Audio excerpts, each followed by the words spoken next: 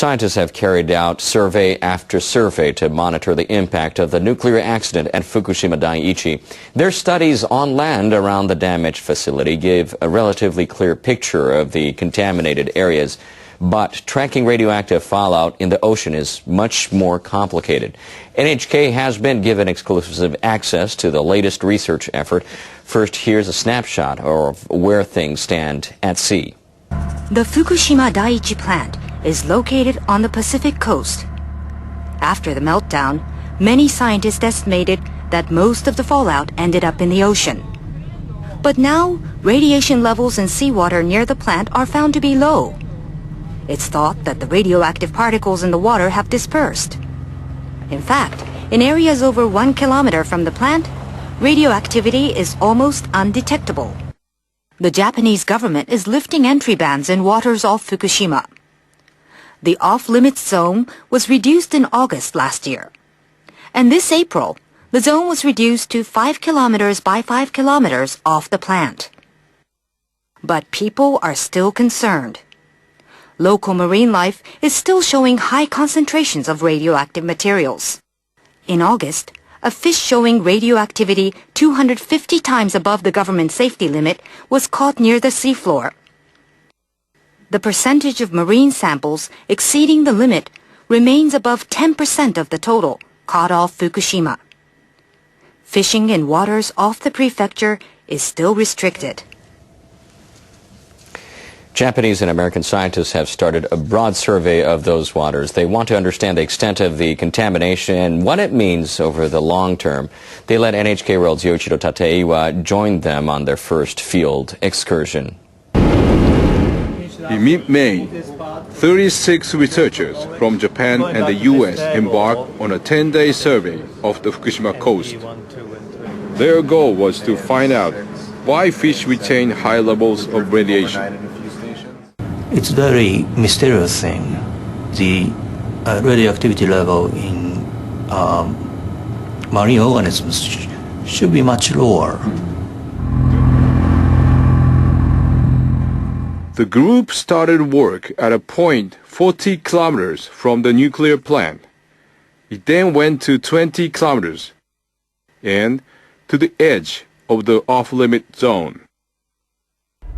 We're just 5 kilometers from Fukushima Daiichi nuclear power plant. You can see the plant there in the distance. This is the first time researchers outside of Japan have come close to the facility by sea since the March 2011 accident.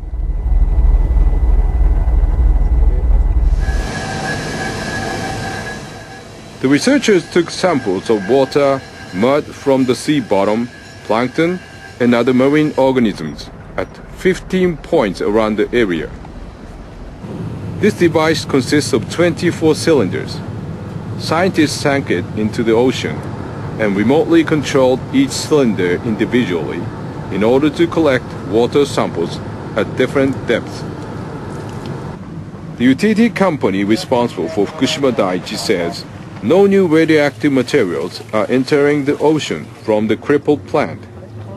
The scientists say if that is the case, fish must be accumulating radioactivity through the food chain. To test this, the researchers collected marine life living on and in the seafloor. They also gathered plankton from different depths. We want to study possible routes of contamination by checking organisms near the seafloor and also the fish that eat them. The scientists used a device known as a multiple core to gather mud samples from the sea bottom. They cut the samples into 1 centimeter slices to analyze radiation levels in each layer. The next step will be to study the connection between these data from different samples and different locations. Examining sample after sample, the scientists will map the contamination and try to determine how it spreads. There is another dimension to the study. One researcher from the US is looking for traces of an element called radium. It's a radioactive isotope that would mark the presence of groundwater. Hundreds of tons of groundwater are seeping into the nuclear plant every day. We want to use the radium isotope in the coastal sea to quantify how much groundwater is coming into the ocean. And we think groundwater is a potential source of contamination from the Fukushima site. The group worked day and night gathering the samples. They view this as a rare opportunity to find out the mechanism of radioactive contamination in the ocean and contribute to the environmental safety to the region. They collected every sample possible during the mission. This accident was quite a unique accident in the past history of radioactive pollution in the ocean. We do not have much experience in the past, so we need to collect data and preserve it for future. There are questions that we need to be involved in as Americans on our side of the Pacific, looking across to what's happening on this side. So it becomes international very quickly. I think every ocean question, almost by its nature, is international because the waters move across boundaries.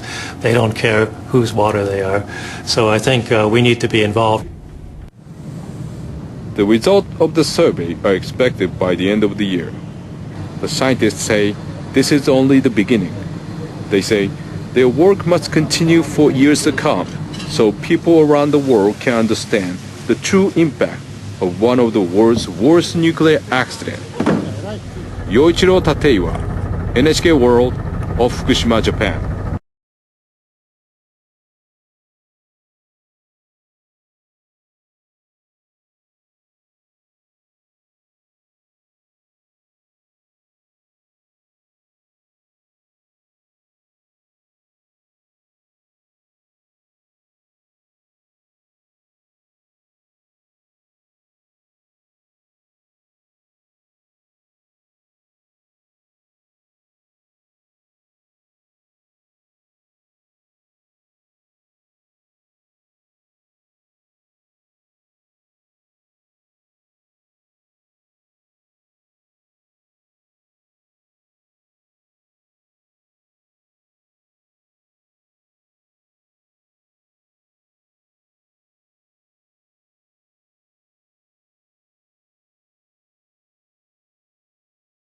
The displaced residents of Namie town in Fukushima have filed a petition with the government arbitration body demanding larger monthly compensation. More than 2 years have passed since the Fukushima nuclear disaster forced them to evacuate. Town Mayor Tamotsu Baba and lawyers representing 11,602 people filed a claim on Wednesday at the Nuclear Damage Claim Dispute Resolution Center. They represent more than half of Namie's residents who were evacuated from the town in March 2011, just after the nuclear accident. The residents now live in various locations around the country. Each evacuee currently receives about $1,000 per month from Tokyo Electric Power Company, but the petition says the amount does not accurately reflect the amount they have suffered from the unprecedented nuclear disaster. They are demanding roughly $3,500 per month and a review of the current guidelines. The petition argues that the families and communities were broken up by the evacuation. It says the residents lost their livelihoods and have no idea yet how they will recover. On behalf of Namie Town's former residents, I seek public understanding of how difficult life is for the evacuees. In a related move, Japan's upper house has unanimously passed a bill allowing victims of the Fukushima nuclear disaster to sue for damages beyond the statutory time limit. The new law will give claimants who fail to reach a mediated settlement in 3 years an extra month to file a suit in court. A government-appointed body has been mediating settlements between victims and the plant's operator, TEPCO.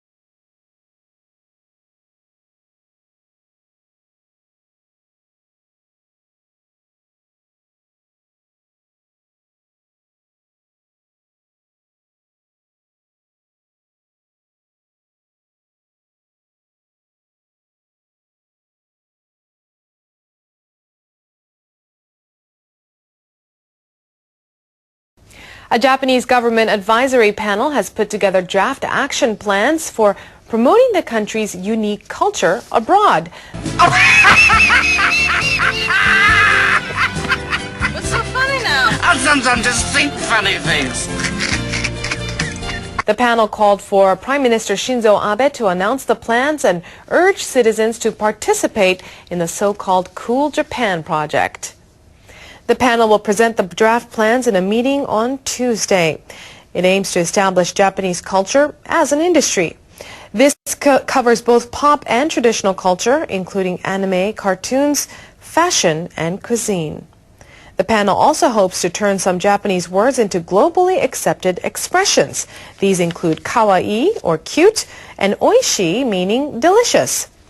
The panel hopes to have the plans reflected in the government's growth strategy to be worked out next month.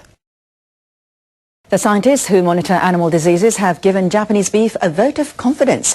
Members of the World Organization for Animal Health, or OIE, say there's a negligible risk of the meat containing mad cow disease. The OIE officials announced the decision at their annual meeting in Paris. They assigned one of 3 grades to meat produced by member countries.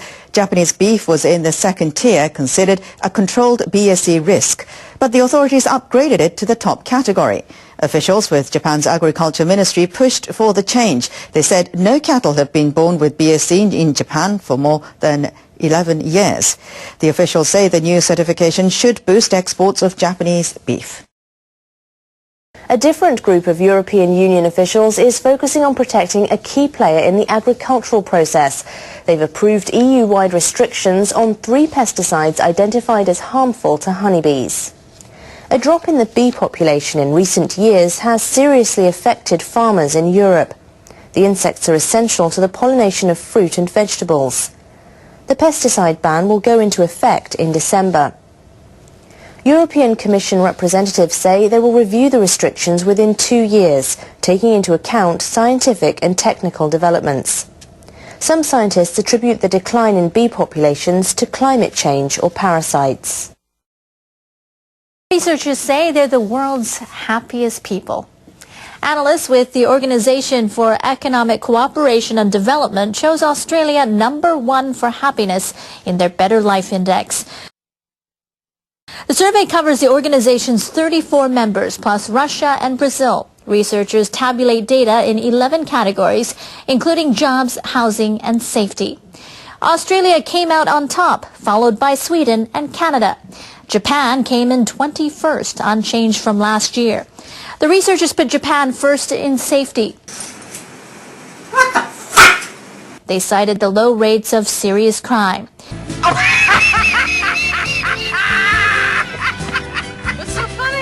I sometimes just think funny things. But the Japanese came in 34th when it comes to work-life balance. The idea is that they work long hours and spend less time having fun. And that's rarely a formula for happiness.